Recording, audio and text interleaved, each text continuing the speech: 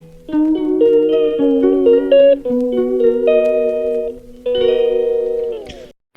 Morning everyone, welcome back to my channel. তোমরা সকলে কেমন আছো? আশা করবো ভালো আছো, সুস্থ আছো।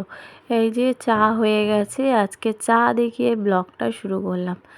মেয়ে আর আমি চা খাবো, তো চাটা ছেঁকে নিচ্ছি। আর রুটি আছে কালকেকার, রুটি আর চা খাওয়া হয়ে গেছে। তো এইবারে আমি চলে এসেছি কিচেনে। চাটা খাওয়ার পরে ভাত বসাবো, চালটা ভিজিয়ে রাখতে হবে, তার জন্য চালটা ভিজিয়ে রাখছি। এখন ধোবো না, ভিজিয়ে রাখবো, পরে ধোবো। আর এই যে মুগের ডাল একটু ভেজে নিচ্ছি, নিয়ে তারপর ঠান্ডা করে তারপরে ওটাকে ধুয়ে নেবো।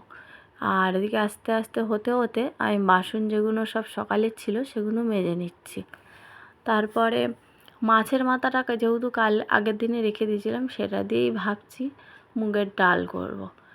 আর বাসনগুলো দেখো আমার মাজা কমপ্লিট হয়ে গেছে, ধুয়ে নিচ্ছি। আর ওদিকে গ্যাসটাও কিন্তু বন্ধ করে রেখেছি, ভাজা হয়ে গেছে, যেহেতু ঠান্ডা না হলে ধুতে পারবো না। তো ধুয়ে নিয়েছি ডাল, এবার ডালে জল দিয়ে দিলাম, দেখো দিয়ে বসিয়ে দিয়েছি হোক। ডালটা সেদ্ধ, মুগের ডাল তো জানি একটু সময় লাগে সেদ্ধ হতে, প্রেশারে দিলে সাথে সাথে হয়ে যায়, প্রেশারে আর দিলাম না। তো ওটা বসিয়ে দিয়ে চলে এসেছি। আচ্ছা চাদরটা তুলবো, চাদরের মধ্যে খানিকটা জল ফেলে দিয়েছে মেয়ে, এত বদমাস। তো চাদরটা তুলে নেবো। আর দিয়ে আর এদিকে পর্দা টর্দাগুলো খুলে দিলাম, আর একটা পাট জানলা খুলে দিলাম। পুরোটা খুলে প্রচণ্ড পরিমাণে রোদ আসে, তার জন্য একটা পাট খুললাম। দিয়ে এবার ভালো করে তোষকটা ঝেড়ে নিচ্ছি, নিয়ে এবার চাদরটা পেতে নেবো। চাদর কিনবো করে আর চাদরও কেনা হচ্ছে না। এখন এই চাদরই পাততে হচ্ছে। একটা ধরো মানে আজকে পাতলাম তুললাম, আবার হয়তো ওটাই আবার কেচে আর একদিন পাচ্ছি, এইরকমই হচ্ছে। আর বলেছিলাম পয়লা বৈশাখে কিনবো সেল থেকে, চৈত্র সেল থেকে, তো আর হয়নি। তো দাদাভাই বলে একদিন বেরোবে, ভালো দেখে বিছানার সেট শুদ্ধ কিনে নিয়ে আসবে, সব সেলের মাল ভালো হয় না। তো আর বেরোনো হয়নি। আগের দিন গেছিলাম একটু দাদাভাইয়ের সঙ্গে একটা কাজে, দাদাভাই দরকারে গেছিলো একটু সোনারপুর দিকে, আমি একটু গিয়ে ওই জন্য শাখা পরে এসেছি। প্রায় 8টা বেজে গেছিলো তখন। তো ওই তার আগে তো ব্লগটা শেষ করে দিয়েছি, ওই জন্য আর ব্লগ করতে পারিনি। তো চলো, আর এক্সট্রা শাখা কিনে এনেছি। আর কেন বলো তো, নাহলে আমার না জানো তো বেরোতে একটু অসুবিধা হয়, যেহেতু আমি বেরোতে পারি না। বেশিরভাগ আমি যখনই বেরোই, আমি একা তো বেরোই না, দাদাভাইয়ের সঙ্গেই বেরোই। দাদাভাই তো সবসময় কাজ বাজ থাকে, তাই দাদাভাই বলল পড়েছো তো এই শাখা, আবার নিয়ে নাও। আবার মানে বেরিয়ে গেলে কি হয় বলো তো, হাতটা কীরকম বিচ্ছিরি লাগে পলা পড়ে থাকলে, তখন আবার পরে নিতে পারবো। তার জন্য এক্সট্রা শাখা কিনে এনেছি। নিয়ে আমি বললাম কিনে দিচ্ছি যখন, নিয়ে এবারে না বেশি দামের শাখাগুলো পরিনি, কম দামেই পরেছি। তো দেখতেই পাচ্ছ একটু সরু সরু দেখে পরেছি, বেশি মোটা না।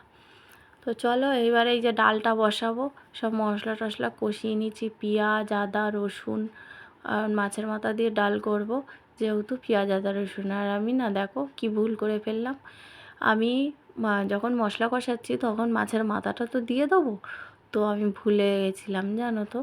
আবার কি করব, ডালটা তুলে নিয়ে আমি একটু তেলের মধ্যে মাছের মাথাটা দিয়ে হলুদ লঙ্কা দিয়ে তারপরে একটু নেড়ে আর মাছের মাথার ডালটা আবার ঢেলে দিলাম।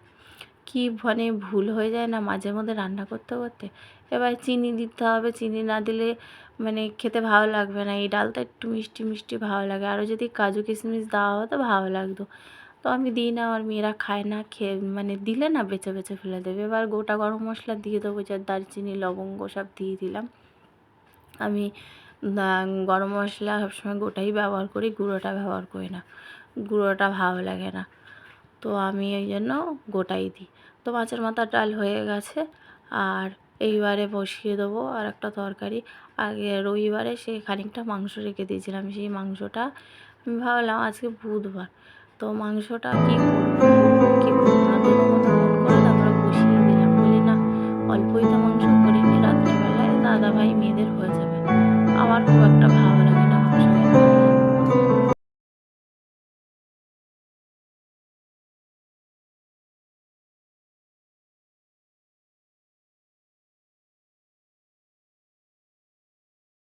গুড ইভিনিং সবাইকে, শুভ সন্ধ্যা।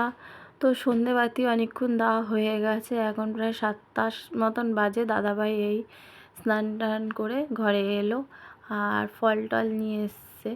দাদাভাই দেখো, আমি তো যাই না, আমি তো ঘরে ছিলাম। তো এই এক্ষুনি আমি বেরোলাম, আর দাদাভাই আমাকে বলছে ডাক্তার দেখাতে হবে। আর যেহেতু ময়দা খাই, ময়দা খেতে বারণ করছে, আটা খাওয়ার জন্য বলছে অর্ডার দেবো, আটা নিয়ে আসবো। আমি ঠিক আছে তাই করো, সেটাই বলছিল। আর এদিকে মেয়ে পড়তে বসেছে, আর একজন তো পড়তে গেছে। ও যেহেতু সকালে পড়েছিল তাই জন্য ছুটি বিকেলবেলা। সকালে থাকলে মানে বিকেলবেলাটা, সন্ধ্যাবেলা আর পড়তে যেতে হয় না। কোনো সময় বিকেলে পড়া থাকে, কোনো সময় সকালে পড়া থাকে।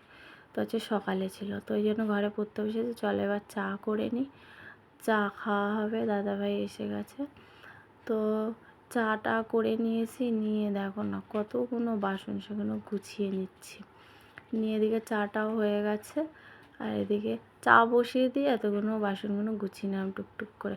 তো এবার চা খাওয়া হবে, আর একটু মুড়ি খাওয়া হবে, আর কিছু খাবো না। আবার তো রাতে না রুটি খেতে হয়। দাদাভাই আবার বলছে এখন ময়দা মাখবে না, একদম ময়দা খেও না, মাত্র লুচি আর পরোটা ছাড়া। আমি আশীর্বাদ আর একটা অর্ডার দিয়েছি, আসুক তারপরে। এই যে দাদাভাই শুয়েছিল, ডাকলাম চা খাওয়ার জন্য। মেয়েও চলে এলো, মুড়ি টুড়ি খেয়ে যা ডাকলাম।